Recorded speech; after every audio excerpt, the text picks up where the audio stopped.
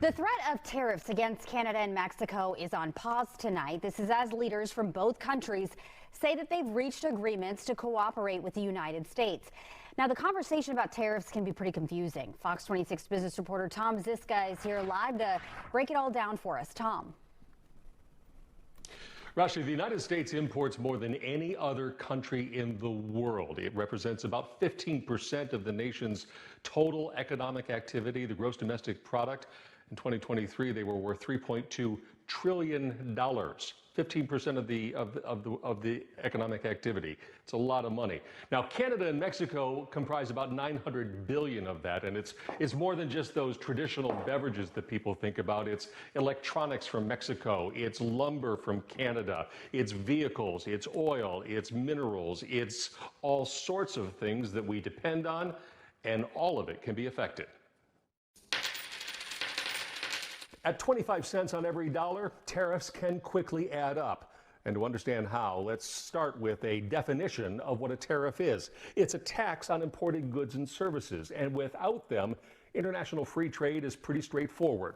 Foreign exporters sell their products to U.S. companies who in turn sell them to consumers with some profit built in along the way.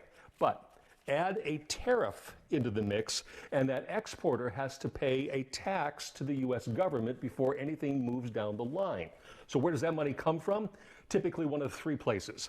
The exporter can eat all of that cost because they need the business. The U.S. company can eat the cost because they don't want to irritate their consumers. Or more likely, all three of those entities will bear part of that financial burden.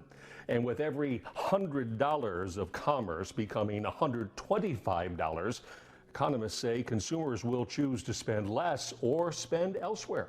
We may have an initial price increase on some goods and services, but those will work themselves out through the economy as consumers make choices, because at the end of the day, we have an economy driven 70% by consumption. Now, President Trump's broader message about tariffs has been to equalize trading opportunities between countries and to encourage more domestic production of things for consumers to buy. Since that sort of thing doesn't happen overnight, regardless of what happens with this pause between Mexico and Canada, you can expect these concerns, these pressures to continue.